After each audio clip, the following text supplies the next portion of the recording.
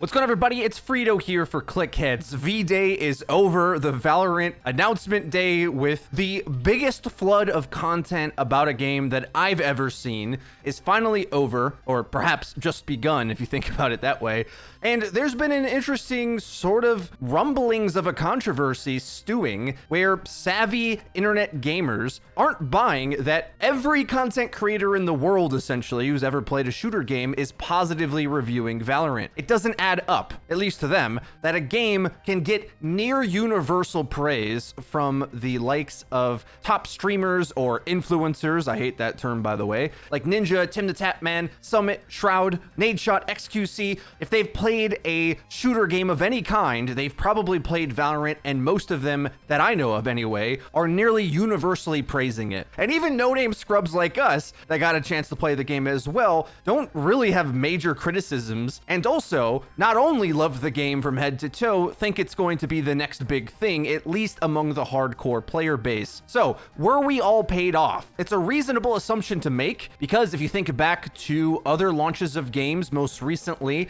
Activision doing promos with Modern Warfare. Before that, EA was sort of the first to pioneer this in a big way in the past year, where they saw an immediate influx of internet interest by doing a combination of flying out many of these top streamers like Shroud, for example, to play the game early, give insight into how to develop it, and then also paid them to play and stream the game on a surprise launch. And allegedly, the likes of Ninja was paid $1 million just to stream Apex Legends. So it's reasonable to think, with hundreds of content creators across the globe from every corner of the FPS gaming internet space playing the game and positively reviewing it, that money must have been exchanging hands. But as one of these people who was invited to the event, I assure you, I know firsthand nobody was paid. As the eSports insider Slasher tweets that there's a reason why you don't see #ad on any YouTube video, tweet, Twitch stream, or anything. And if anybody was paid and didn't do this, there would be massive repercussions. The government has really cracked down on this kind of thing. So that's just not what's going on, which is an interesting strategy considering so many other big name companies not being willing to put their social media marketing up to chance and are willing to shell out the money to get influencers in the door or on their streams playing their game. But on the other hand, Riot achieved way more than this, cracking 1 million concurrents yesterday on Twitch for Valorant with just a simple invite for everybody alone, hungry to play the new hotness. ESPN eSport reporter Jacob Wolf also piles on to this debate, also confirming no one was paid a cent. Keep in mind, if they were, eSport outlets and journalists would be all over revealing that drama, but there is no there. He adds on that Apex paid Ninja $1 million to stream it on opening day. H1Z1 did promos as well for the Pro League, and both of them have kind of fallen off over time, at least not maintaining the highs they originally had, finishing the tweet saying real game enthusiasm is greater than all, and Ninja actually replies to him, says it always wins for sure. Ninja saying that the reputation of Riot creating League of Legends, one of the most popular games and esports in the world, creators would be fools to not play early, implying that even for free, he and everyone else is willing to do it, knowing the track record of Riot in how they support their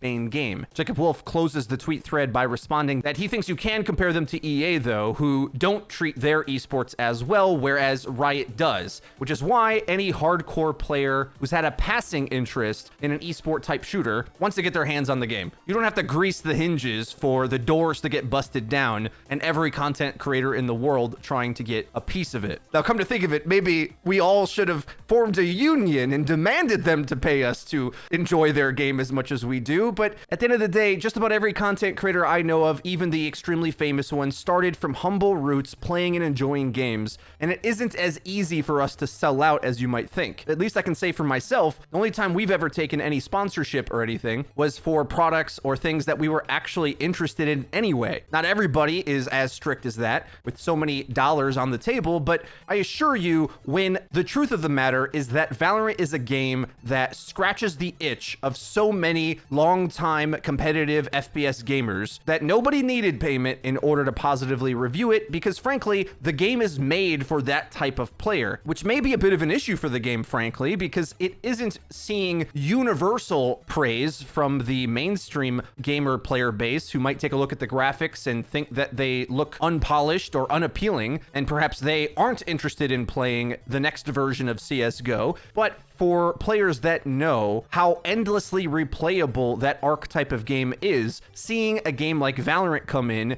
that does basically everything right from what we can tell, and then some, shoring up all sorts of problematic fundamentals of a game like CS and upgrading it into the modern age, whether it be anti-cheat, peeker's advantage, making buys easier, guns more responsive, higher tick rate servers, and simply just more new content in terms of maps and abilities and strategies to learn. Anybody who's ever played an FPS game, if you take gaming serious enough to try to learn games and grind them and enjoy the difficulty of them, Valorant is exactly for you. And like a drug addict who needs a harsher fix, every content creator in the world is craving for that next level of difficulty and innovation in this space. And that's really it, guys. I wish I had more drama to spill, but I wanted to chime in my thoughts on this entire conversation because I think if you haven't played the game yet, most gamers don't really know why we're so interested. I'll admit, Valorant gameplay doesn't jump off the screen as something innovative and next level,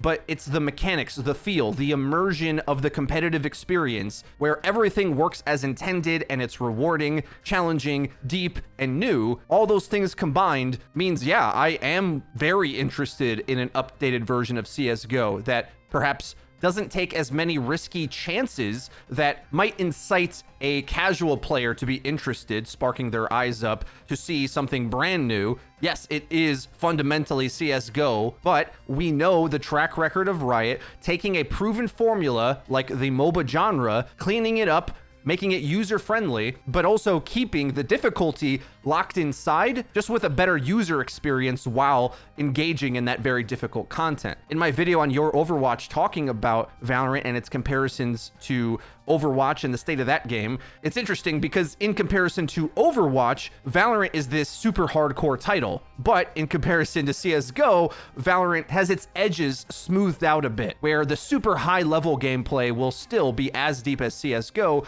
but it won't be absolutely required of you to learn what pixel to aim at in the skybox to throw your smoke over the top of 6 walls to land it in a useful spot. Those types of super advanced learning tactics will be in the game for sure in Valorant, but it won't feel like it's exactly what you need to get use out of your character. Studying will definitely increase the ceiling that you can have, but the access floor for the game is much more approachable, especially with things like the economy system being very user-friendly and giving you a lot of information that was just sort of complicated and obtuse in Counter-Strike, but made simple and straightforward even when you're playing with randoms that don't have mics, where you can indicate what type of buy you want to go for, buy for each other. And I think really every aspect of the game is intending to smooth down those rough edges so you can get to the good gameplay, and it's less about the more overly complicated aspects of the game. So in closing, I will say I do think Valorant is the new hotness. That's the reason why we're dedicating the whole channel to it at the moment. We may do other videos eventually, but we're just too interested in Valorant, to be honest. We want to grind the game and develop this channel to be similar to Your Overwatch, at least for the foreseeable future. So if you're interested in more Valorant coverage and you haven't already, be sure to subscribe and click the bell icon so that you actually get notified when our videos go live. We'll have a lot coming down the pipeline, so you don't want to miss out. If you enjoyed the video, please be sure to leave it a like. It really does help us out, lets us know that you're enjoying the content. Otherwise, that's been it for me. I've been Freeedo for Clickheads. We'll see you guys next time.